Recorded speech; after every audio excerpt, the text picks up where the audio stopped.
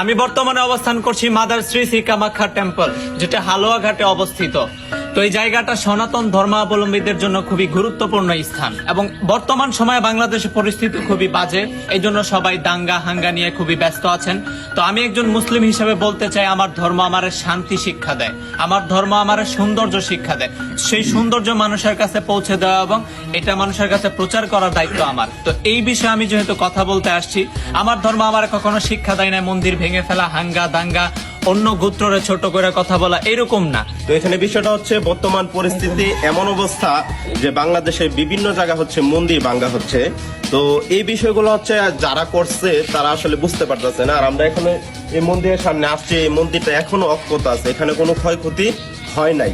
তো যারা আসলে এই বিষয়গুলো না বুঝা হচ্ছে বিভিন্ন জায়গায় মন্দির ভাঙচুর করতেছে, তারা না বোঝার কারণে এসব করতেছে, কিন্তু সবাই কিন্তু এই কাজটাতে জড়িত না। আমি